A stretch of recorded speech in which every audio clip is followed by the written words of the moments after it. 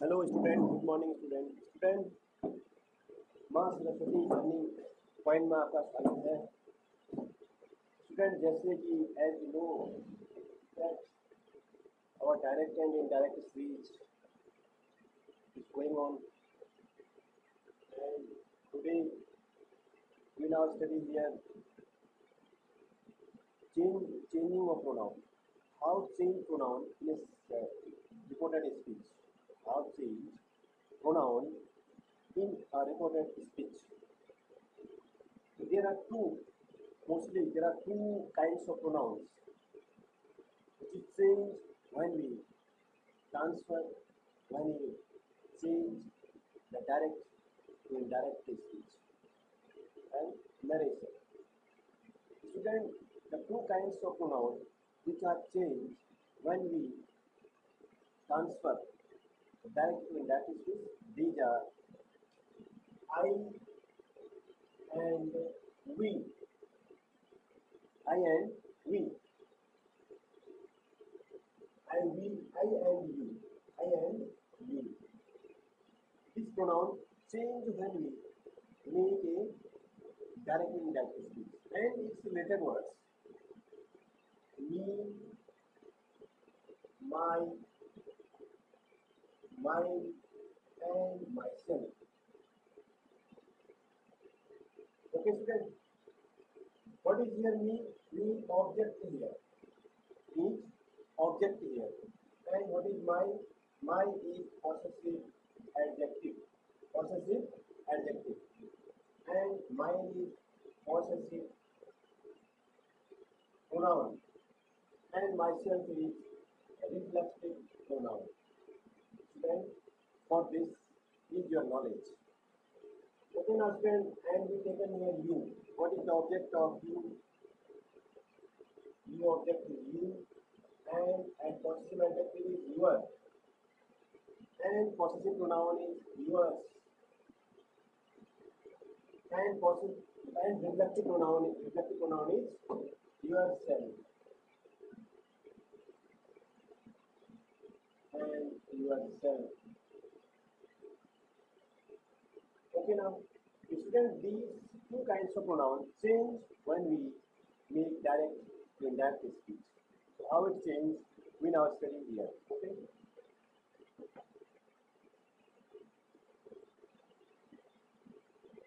Student, this is a very important rule for you in the all competitive exam and PGT and PT examination. PGT examination. Okay. Student, see carefully and understand it. As you know, rule number first, when we find reported speech in a first person I, so it is changed according to the subject of reporting verb. Repeat once again, when we find reported speech in a first person I, it is changed according to reporting verb, according to subject of the reporting verb. And now you can understand it. For example, direct speech. Then Ram told Mohan. Ram told Mohan,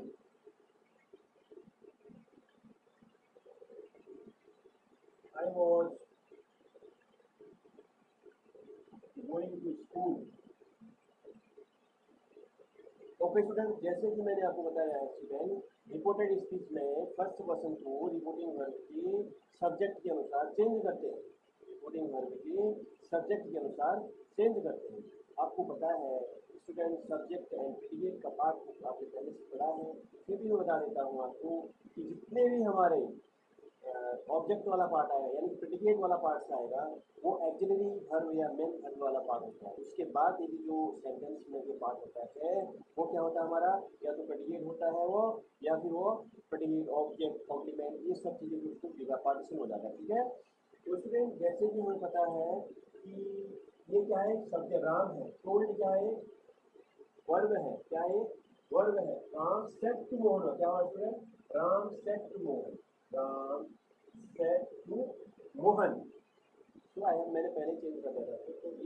ऐसा आपको मिलेगा, exam में मिलेगा कि Ram said to Mohan I was going to school, ठीक है।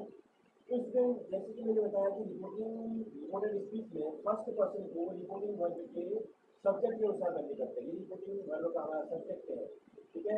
ये reported speech की प्रोनाउन है, ठीक है। तो ये हमारा क्या है, वर्ब है, ये हमारा मेन वर्ब है, तो इसको हमारा ऑब्जेक्ट है, ओके। नाउ फ्रेंड्स, इसको समझते चेंज कैसे होगा। जैसे कि हमने बताया कि रिपोर्टेड स्पीच में फर्स्ट पर्सन को रिपोर्टिंग वर्ब की सब्जेक्ट के अनुसार चेंज करते हैं। तो हमारा सब्जेक्ट क्या है, राम है। राम एक नाम है, किसी व्यक्ति का नाम है, किसी बच्चे का नाम है, तो so it is a third person singular number, okay. Student, what we find in subject here, what is the subject of reporting verb here, third person singular number, third person singular number. So third person singular number means, so it is changed according the rule Ram told Mohan. Ram told Mohan. There is affirmative sentence, so we use that here. Okay. Ram told Mohan that. तो अगर हमारा ये reporting verb में subject Ram है, तो इसके लिए क्या करेंगे हम, प्रोनाउन ही, क्या करेंगे ही। अगर यहाँ सीता होता तो सी यूज करते थे, ठीक है। अगर यहाँ पर दे होता तो क्या करते, यही करते थे, यही रहता, okay. Ram told Mohan that he, और he third person singular number है, he taken here in a past continuous tense. as you know student, as you know very well that he present continuous past continuous change into past perfect continuous, past continuous change into past perfect continuous। ये tense change वाली चीजें मैंने आपको बताया। जैसे कि आप जानते हैं कि what is the verb pattern of past perfect continuous tense, as you know very well that past perfect continuous verb is had plus been plus given, okay। Now then we use here was in place of was, he had been going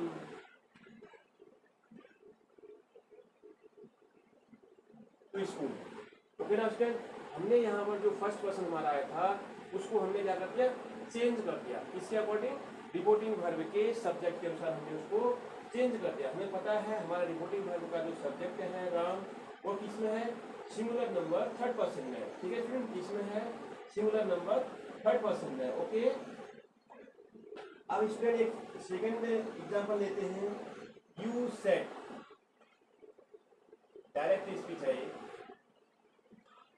you said I obey my father, आई ओबे my father, inverted comma close, inverted comma close। अब student हमने कहा है कि reporting verb, reported speech में आए हुए first person को रिपोर्टिंग वर्ब के सब्जेक्ट के अनुसार देते हैं। हमें पता है यहाँ पर रिपोर्टिंग वर्ब का कोई भी ऑब्जेक्ट नहीं है, यूज सेड ही है ना, सेड के बाद कुछ होता तो उसका ऑब्जेक्ट हो जाता है ना, तो यूज सेड है तो इसका कोई ऑब्जेक्ट नहीं है।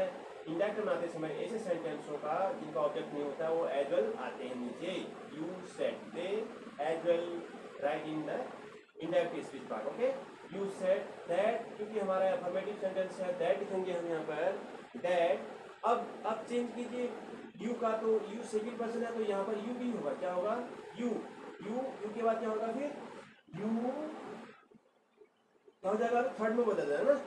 आई ओबे का क्या हो जाएगा, आई ओबे का क्या हो जाएगा, at firstly you know that here what is the tense form here, student you know very well that this part, the reported speech is here as a present simple present indefinite।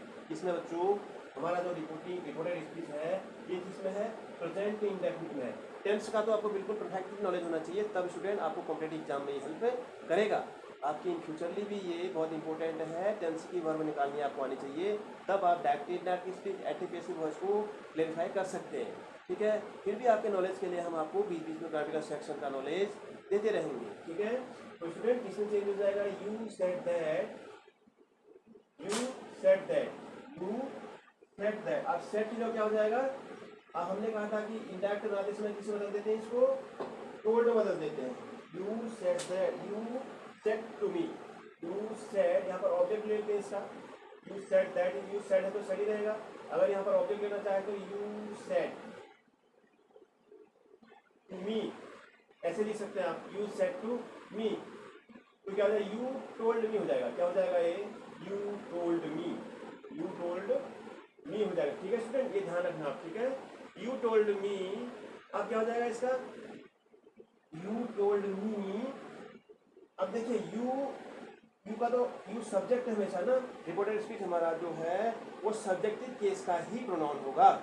कभी भी student जब आप sentence को शुरुआत करेंगे, उसका subject बनाएंगे तो सब्जेक्टिव केस का ही प्रोनाउन लिखेंगे, यू आर नहीं लिखेंगे यहाँ पर, ठीक है, यू का यू ही लिखेंगे।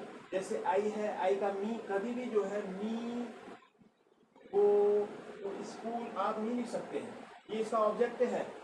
हमने कहा कि यहाँ सब्जेक्ट पार्ट ही होगा, तो मी का सब्जेक्टिव पार्ट क्या है, आई है, आई गो टू स्कूल होगा। ऐसे ही अस गो टू स्कूल नहीं होगा, क्या होगा, वी गो टू स्कूल होगा। ठीक है, इस प्रकार से सेंटेंस का स्ट्रक्चर आपको समझ में आना चाहिए। जैसे कि स्टूडेंट आपको पता है ओबे क्या है, एक ओबे हमारा क्या है, एक सिंगुलर वर्ब का आई सिंगुलर वर्ब है। ठीक है, आई वी यू दे ओबे है ना, ओबे तो ये फर्स्ट पर्सन में प्रयोग होता है के साथ ना, प्रेजेंट इंडेफिनिट टेंस में। तो ओबे क्या है, फर्स्ट फॉर्म है, वर्ब क्या है, फर्स्ट फॉर्म है।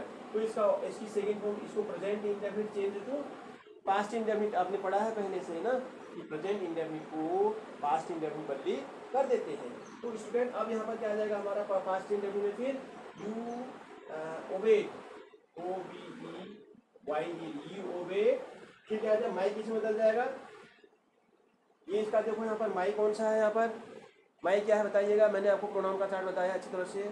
माई स्टूडेंट यहाँ पर पॉसेसिव एडजेक्टिव है, क्या है, ये एडजेक्टिव है यहाँ पर, ये माई फादर का एडजेक्टिव पॉसेसिव है ना, अधिकार दिखा रहा है कि पॉसेसिव एडजेक्टिव मीन्स होता है अधिकार दिखाना। जैसे this is my car, this is my, he is my father, he is my brother, ऐसे ना, this is my book, it is my काव, इस प्रकार से आप लिखेंगे तो माई जो होगा वहाँ पर क्या होगा हमारा, ये पॉसेसिव एडजेक्टिव है या होगा। ओके, तो इसको जो है अब पॉसेसिव एडजेक्टिव है तो इसका पॉसेसिव एडजेक्टिव क्या होगा, यू का। अब हमने आपको ये बताया है कि सब्जेक्ट हमारा जो भी पर्सन में होगा, चाहे वो फर्स्ट पर्सन में होगा, सेकंड पर्सन सब्जेक्ट में होगा, थर्ड पर्सन सब्जेक्ट में होगा, तो पूरे ही प्रोनाउन उसी के अनुसार चेंज होंगे, न कि हम वहाँ पर दूसरा प्रोनाउन यूज कर सकते हैं, दूसरे कैटेगरी का प्रोनाउन हम यूज नहीं करेंगे। अगर हमारा फर्स्ट पर्सन कैटेगरी में फर्स्ट पर्सन है, आई है, तो इसी कैटेगरी का हम वहाँ पर ऑब्जेक्ट और प्रोनाउन और क्वेश्चन प्रोनाउन कौन से, इसी कैटेगरी का मतलब ये है कि आई से रिलेटेड संबंध, आई से रिलेटेड वर्ड्स कौन कौन से होते हैं, मी, माई, माइन होता है, और यू से यू यूअर होता है, तो क्या होगा, यू ओबे यूअर फादर। अब समझ में आपको क्लैरिफाई हो गया होगा। मैं आशा करता हूँ स्टूडेंट आपको ये जो मेरे बताए हुए नियम हैं, आपको एग्जाम कॉम्पिटेटिव एग्जाम हेल्प करेंगे, आप इसको बार बार देखिएगा, आपकी समझ में आ जाएगा। ठीक है स्टूडेंट, अब ये रूल हमारा यहीं पर समाप्त होता है। जैसे कि आपने समझ लिया बच्चों स्टूडेंट कि रिपोर्टेड स्पीच में आए हुए फर्स्ट पर्सन को रिपोर्टिंग वर्ब के सब्जेक्ट के अनुसार बदली करते हैं। किसके अनुसार करते हैं, सब्जेक्ट के अनुसार फर्स्ट पर्सन, ऐसे लिख लेना आप, सब्जेक्ट के अनुसार फर्स्ट पर्सन को चेंज करते हैं। ठीक है, अब ऑब्जेक्ट के अनुसार किसको चेंज करते हैं, सेकेंड पर्सन को, और थर्ड पर्सन ही, इट, इनमें कोई परिवर्तन नहीं होता है। ठीक है, केवल आई को जो है सब्जेक्ट के अनुसार बदलते हैं, यू को ऑब्जेक्ट के अनुसार बदलते हैं, ऐसा रूल आप नोट कर लो। ठीक है, रिपोर्टेड स्पीच में यहाँ पर if reported speech is first person, it is saying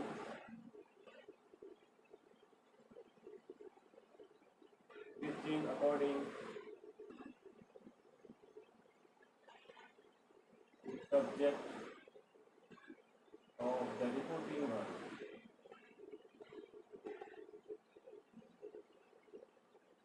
student, यानी कि रिपोर्टेड स्पीच में जब हमारा फर्स्ट पर्सन आता है तो उसको रिपोर्टिंग वर्ब के सब्जेक्ट के अनुसार बदली कर देती है। और इसी नियम को चेंज कर लो, यदि रिपोर्टेड स्पीच में सेकंड पर्सन आता है तो रिपोर्टिंग वर्ब के ऑब्जेक्ट के अनुसार बदली कर देते हैं। इसको यहाँ पर ऑब्जेक्ट के अनुसार बदला, वो हम समझते हैं कि ऑब्जेक्ट के अनुसार कैसे चेंज होगा यूज। ठीक है, तो ये आपका था स्टूडेंट पहला नियम था जो कि आपको कॉम्पिटेटिव एग्जाम में हेल्प करता है।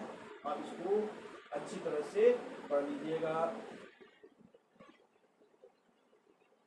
अब स्टूडेंट रूल नंबर 2 पढ़ते हैं। जैसे कि हमने बताया कि रिपोर्टेड स्पीच में यदि हम सेकेंड पर्सन को फाइंड करते हैं तो उसको रिपोर्टिंग वर्ब के ऑब्जेक्ट के अनुसार बदली करते हैं। अब इसको एक एग्जांपल के माध्यम से समझेंगे।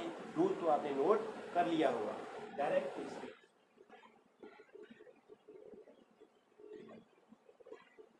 अब डायरेक्ट स्पीच बताएंगे हमको। Ram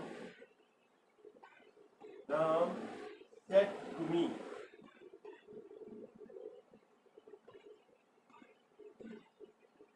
Ram said to me,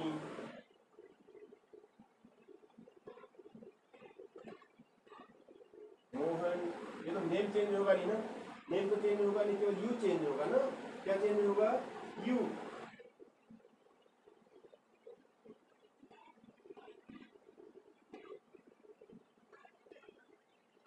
you can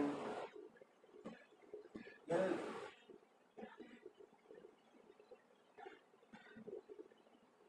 your brother, ऐसे लिख दो आप। सेंटेंस तो बनाना है आपको। Ram said to me you can help your brother. Student अब इसको चेंज कर देंगे हम। हमें पता है कि रिपोर्टिंग वर्ब का हमारा क्या है? ऑब्जेक्ट है। तो ऑब्जेक्ट है तो सेड टू किसमें बदली हो जाता है? टोल्ड में बदली हो जाता है। क्या लिखेंगे यहाँ इंडायरेक्ट बनाते समय? राम टोल्ड, क्या लिखेंगे? राम टोल्ड मोहन दैट बढ़ाएंगे हम यहाँ पर क्योंकि हमारा अफर्मेटिव में है सेंटेंस दैट। अब देखिए स्टूडेंट, रिपोर्टेड स्पीच के सेकंड पर्सन को रिपोर्टिंग वर्ब के ऑब्जेक्ट के अनुसार बदली करते हैं। किसके अनुसार करते हैं? रिपोर्टिंग वर्ब के ऑब्जेक्ट के अनुसार। अब रिपोर्टिंग वर्ब का ऑब्जेक्ट क्या है स्टूडेंट? मी है। क्या है? मी है भाई।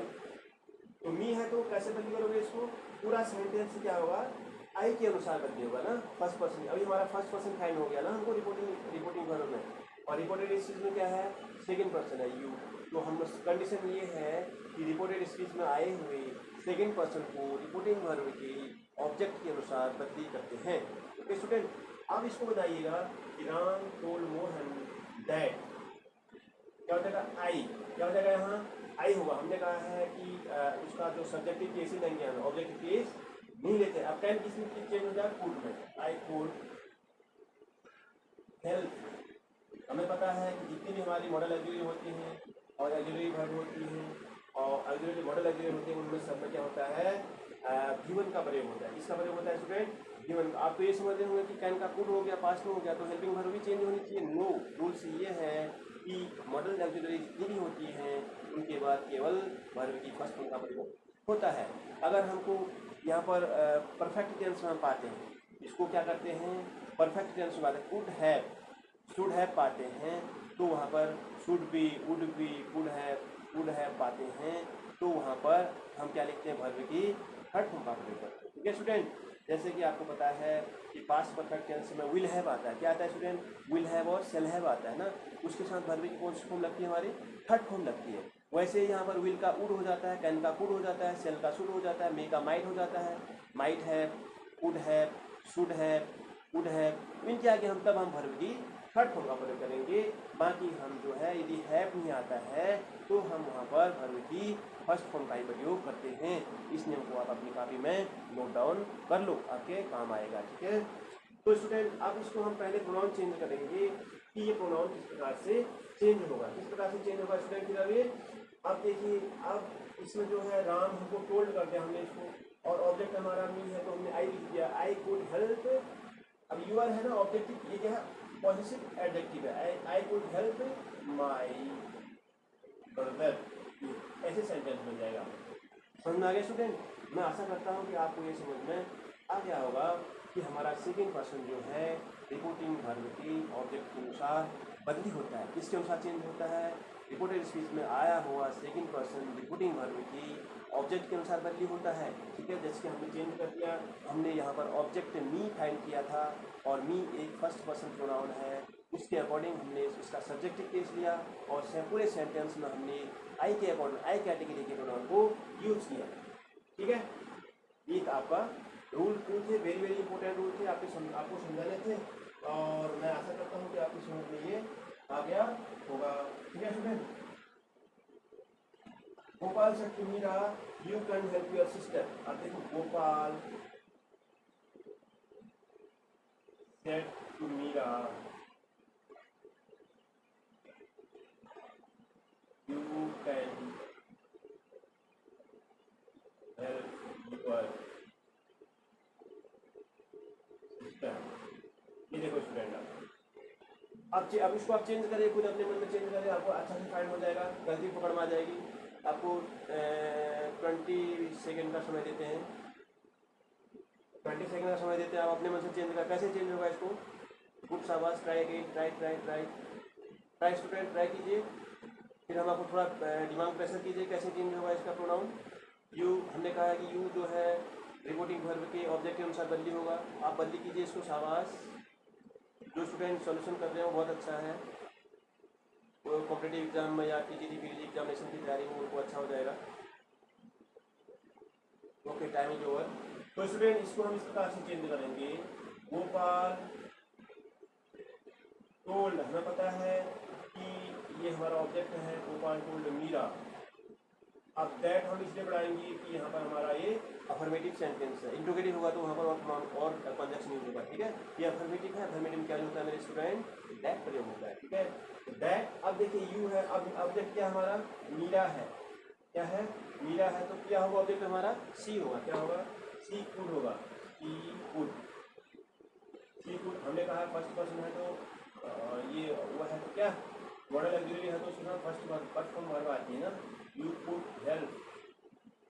अब यूर आ जाएगा हमारा भी, यू कुड हेल्प, क्या हो जाएगा यहाँ से? हर सिस्टर, ये you could help her sister. Okay student, मैं आशा करता हूँ कि आपकी समझ में नियम आ गया होगा। स्टूडेंट हम जब ना ये सब्जेक्टिव केस लेते हैं तो हम सब्जेक्टिव केस का लेंगे उसको, उसके बाद अकॉर्डिंग टू फिर हम जो हमें ऑब्जेक्ट फाइंड करना, ऑब्जेक्ट लगाना होता है, तो इसी क्या ऑब्जेक्ट लगाना कि हमारा सी है तो सी का पॉसेसिव एडजेक्टिव क्या होता है? हर होता है, और इसका ऑब्जेक्ट भी हर ही होता है, सी, हर, हर से इसका पॉसेसिव प्रोनाउन होता है, ठीक है। आपको प्रोनाउन के चार्ट तो मैंने बताया है ना, तो फिर बाद में जब हमारा पार्ट ऑफ स्पीच बताएंगे तो उसमें इसको क्लेरिफाई हो जाएगा। इसमें मैं आशा करता हूँ कि आपकी समझ में ये रूल आ गया होगा, और आई कैसे चेंज होता है और यू कैसे चेंज होता है, ठीक है। और ये प्रोनाउन चेंज करना आपको इसको से आ गया होगा। अब स्टूडेंट आप कहेंगे कि थर्ड पर्सन कैसे चेंज होगा? थर्ड पर्सन कभी भी चेंज नहीं होगा। थर्ड पर्सन क्या क्या होता है student?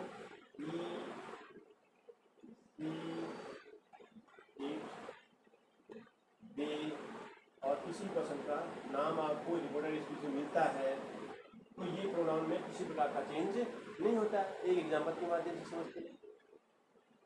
Ram told Mohan, Ram told Mohan he goes to school, ठीक है स्टूडेंट।